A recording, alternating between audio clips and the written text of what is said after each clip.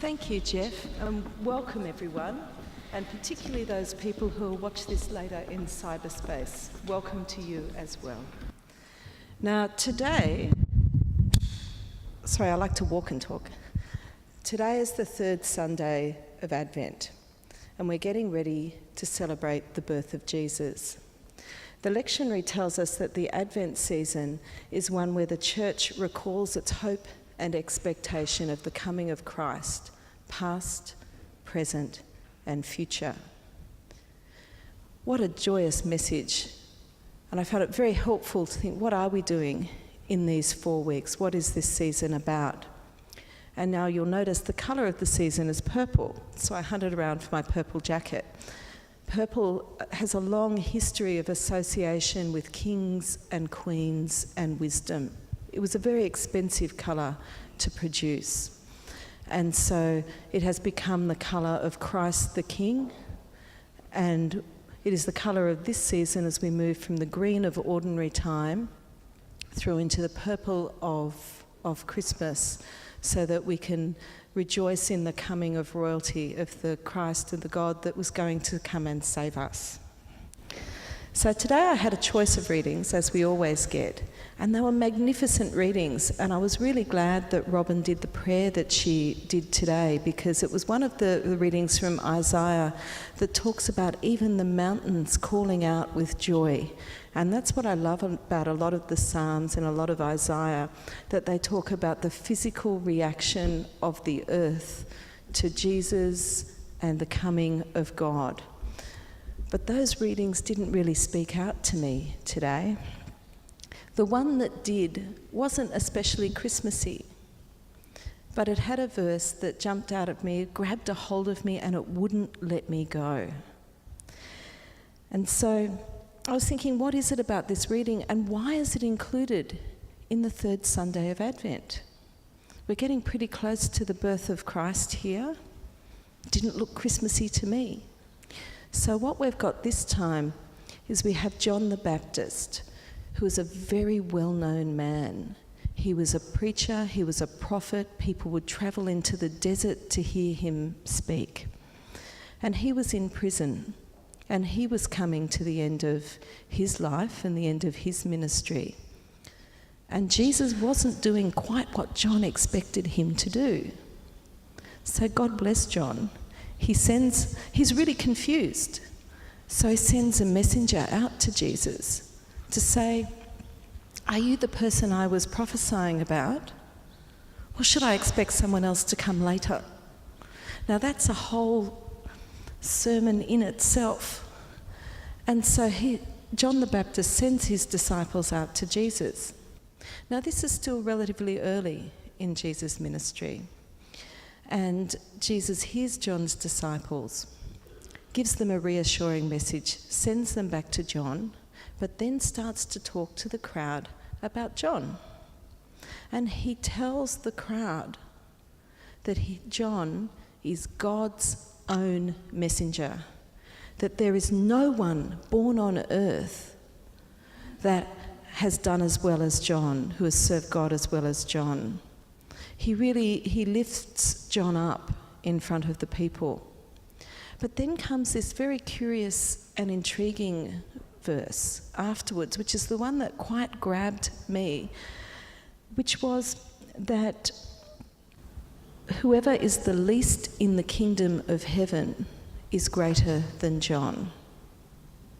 So you and I and all of us are each greater in God's sight than John, God's own messenger.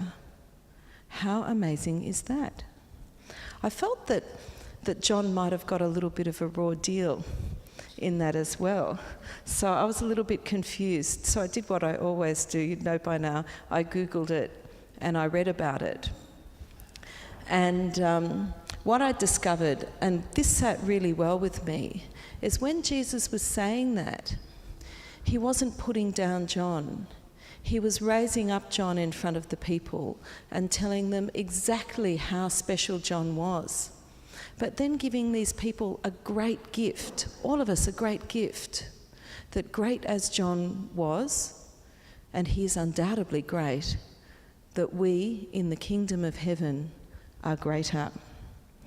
So what else? And when I looked through the Bible, I discovered that this is not the only place that this feeling comes out from. It's right through the Bible. And I had trouble to even bring it down to just a few verses.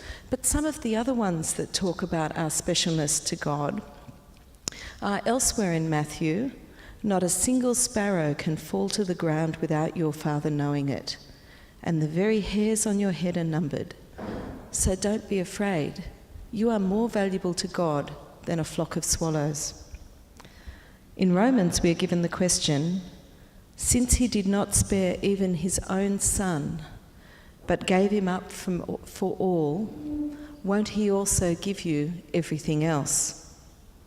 And from the book of John, where Jesus says, if you ask anything in my name, I shall do it. You are unique and you are special to God.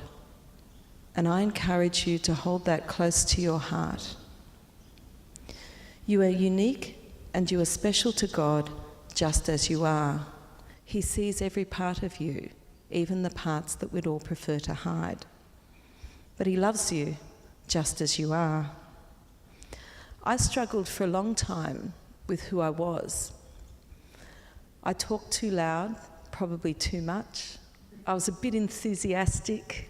I worked out that I didn't quite fit in, so I tried to change myself and be more like the people around me. Well, now you can guess how successful that was. Not very. I didn't progress in my work, and I think people sort of thought that they sensed that something wasn't quite right. And so I tried different things, but after a time I started looking at myself, and I acknowledged the parts of me that I didn't like, that I was ashamed of, and I brought them up to the light. And when I named them and acknowledged them, they started to wither and die. Now, I've still got those parts. I think everybody still does. I think it's a lifelong journey to move them on. But do you know what? The journey is what is intriguing to people. Now I find my voice is still loud. I'm still very lively and enthusiastic, but instead I'm requested to go to lots of parties because I'm the one that provides the fun. So I'm very popular at work parties. My job at any work party is also to start off the dancing, so much so that if somebody wants to dance and they're a new one, they go up and they go, oh, will you come and dance with me, to one of their friends? They go, oh, that's Catherine over there.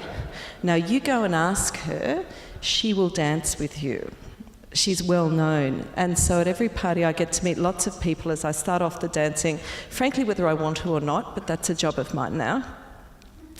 And my voice is still loud and it carries. It always will. And so I can be assured that the one thing that I say that I'd rather not anybody hear will be heard and noticed. On the flip side, my laughter can be heard probably around half the floor that I sit on. And I'm reliably informed that people feel joy when they hear it. And so I'm finally comfortable in my own skin. I worked out that there was absolutely nothing wrong with me. And when I didn't change myself to be who others wanted or what I thought I had to be, suddenly I found that I did fit. That by not being the same as anybody else, I actually fitted in more than I ever had. And people can sense that, and so I often get asked, what have you got? How do you do it? Can you tell me about how you got there? And people are interested, I've found, in the journey and my struggle and the things that I deal with every day and how I'm moving along that line now. I don't have to be all fixed and wonderful and perfect. I really love that.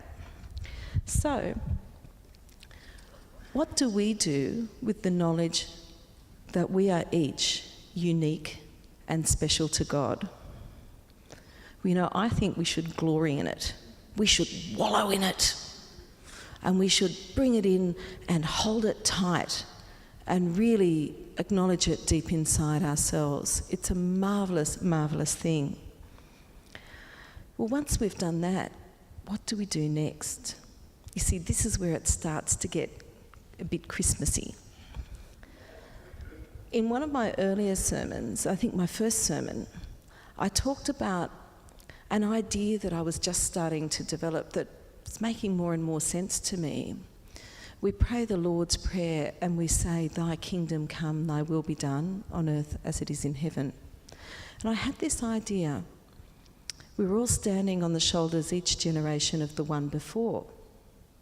That the world was changing.